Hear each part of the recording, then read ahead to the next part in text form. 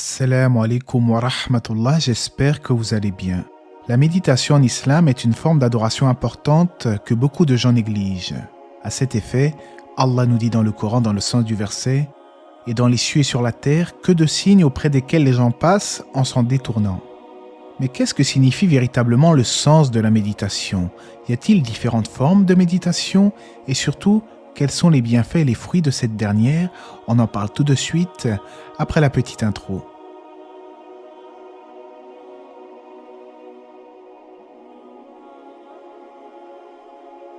La méditation est l'effort du cœur dans la recherche du sens des choses. Elle consiste à engager son esprit dans une longue réflexion lorsque l'on lit le Coran ou certains textes authentiques par exemple, et cela en vue d'en tirer un bénéfice. Cela peut être aussi lié au fait de réfléchir sur la création des cieux et de la terre en se rappelant la puissance de notre Créateur.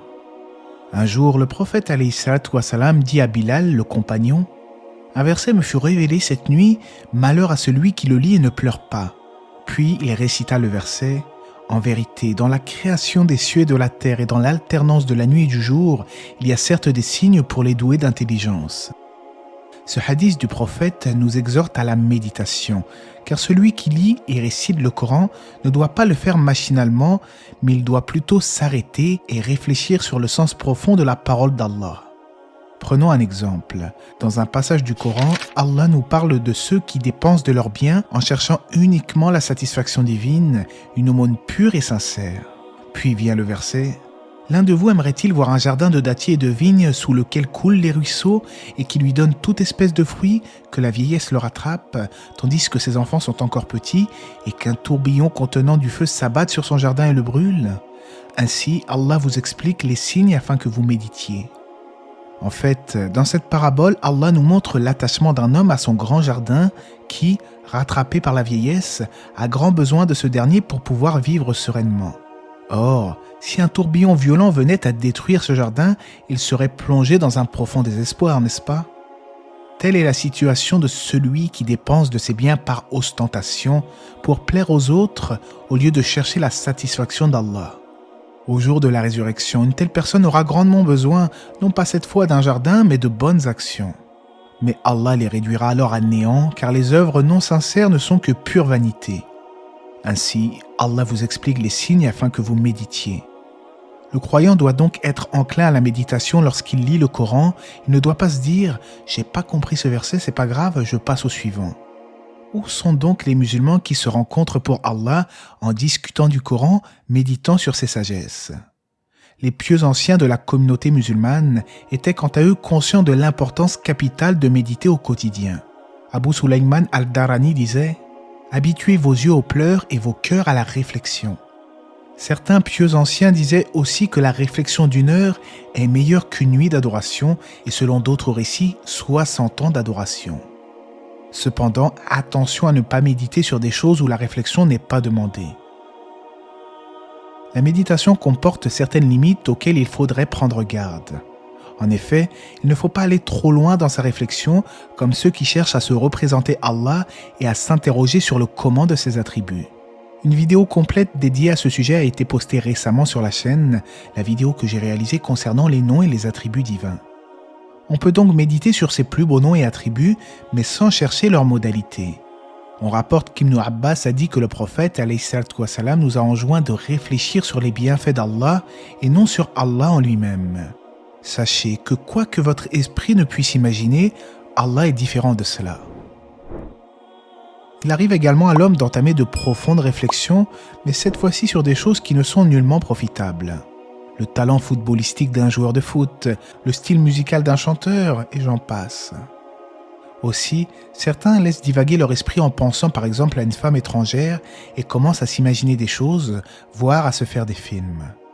De telles réflexions sont bien évidemment blâmables, car il n'y a aucun bénéfice à cela, si ce n'est la perte de temps. La méditation louable est plutôt celle qui est utile au serviteur. Ibn al-Qayyim rahimahullah disait en ce sens que le bien et le mal naissent de la réflexion, car la pensée est le moteur de la volonté. Allah nous incite dans le Coran à plusieurs reprises à méditer sur nos propres personnes. N'ont-ils pas médité en eux-mêmes? En effet, Avant de se tourner vers l'univers, il y a déjà pas mal de réflexions à faire vis-à-vis de nous-mêmes. La plupart des gens en sont insouciants, vivent leur vie comme si tout était normal. Pour beaucoup de gens, il n'y a rien de miraculeux dans le corps humain. Mais n'ont-ils pas médité sur leur vue qui leur permet de voir au quotidien, leur langue qui leur permet de s'exprimer, leurs jambes qui leur permet de se déplacer?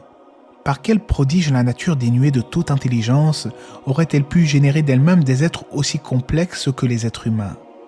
L'être humain a conscience de ce qu'il est et de ce qui est. Il a la faculté de comprendre les choses et le monde qui l'entoure.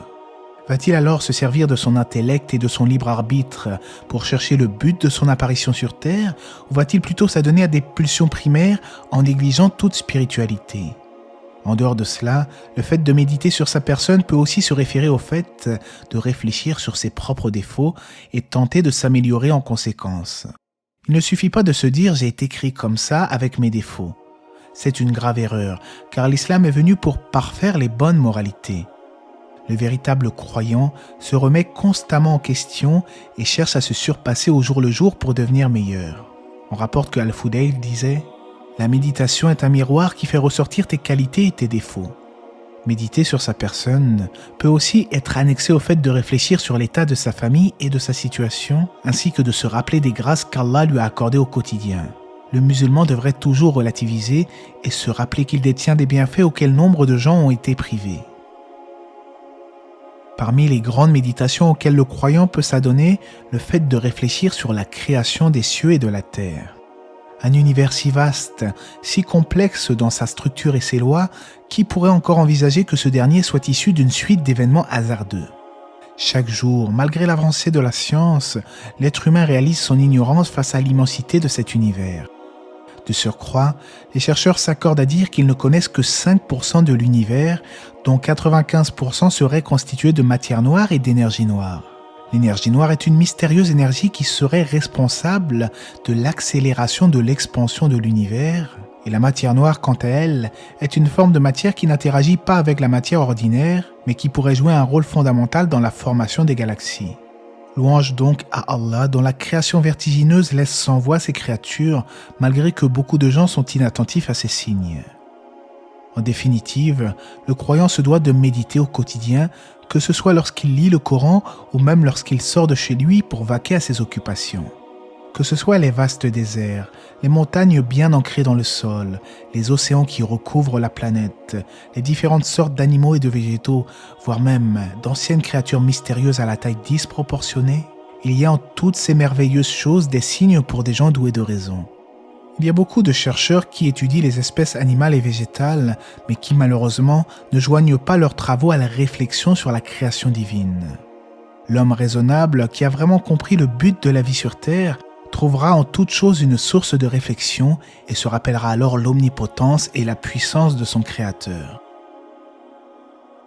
Les pieux anciens de la communauté musulmane avaient pleinement conscience des bienfaits de la méditation et s'encourageaient les uns les autres à cette dernière. Ils considéraient la méditation comme l'une des œuvres les plus méritoires et on rapporte en ce sens que l'un d'entre eux a dit « Réciter toute une nuit les sourates Al-Zalzala et Al-Qari'a et rien de plus, les répétant et les méditant, mais préférable que de réciter le Coran à toute allure ma nuit durant ou de le lire de manière très éparpillée. » La méditation produit chez celui qui s'y adonne une augmentation de sa foi car il cherche à se rapprocher d'Allah.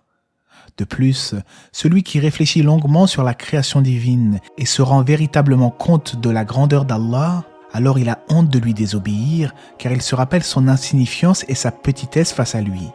Bishr al-Haris disant en ce sens, « Si les gens réfléchissaient sur la grandeur d'Allah, ils ne lui auraient pas désobéi. » Aussi, il est bon de souligner que la méditation mène à la sagesse. On rapporte de l'imam al-Shafi'i lui-même qu'il a déclaré que la méditation est la base de la sagesse. En effet, parmi les proverbes connus, on entend souvent dire que l'ignorant affirme, le savant doute et le sage réfléchit. Or, c'est justement par la réflexion que les savants de l'islam ont atteint la sagesse et ont réussi à résoudre des problématiques délicates. Aussi, même si la méditation s'avère essentielle, le croyant ne doit tout de même pas négliger les adorations comme la prière en prétendant méditer beaucoup. A contrario, il ne doit pas prier beaucoup en négligeant la méditation. Le meilleur est d'allier méditation et adoration, comme lorsque le prophète alayhi salatu wassalam se leva une nuit, puis médita sur les derniers versets de sourate Al-Imran avant de se lever pour prier. Pour conclure, je dirais que tout cœur qui ne médite pas sur les signes d'Allah n'est pas un cœur véritablement vivant. La méditation sert à acquérir sagesse, connaissance, puis conséquemment de mettre son savoir en application. Que ce soit la méditation sur les textes religieux ou même sur la création, le croyant doit régulièrement être dans cet état de spiritualité profonde. Cela lui permettra entre autres de se rapprocher d'Allah, d'être apaisé et de ne pas se soucier des tracas passagers de ce bas monde. N'oublions pas que cette vie est courte et que le meilleur moyen d'en tirer profit est de réaliser le but de notre création, à savoir l'adoration d'Allah. Prenons donc garde à ne pas faire partie des insouciants et qu'Allah nous facilite. Si vous souhaitez revenir à des vidéos qui comportent des réflexions sur la création de manière détaillée, je vous renvoie sur certaines de mes anciennes vidéos qui ne devraient pas tarder à s'afficher. Allah sait mieux, j'espère que cette vidéo vous aura été profitable, que la paix et les bénédictions d'Allah soient sur le prophète, sa famille et ses compagnons.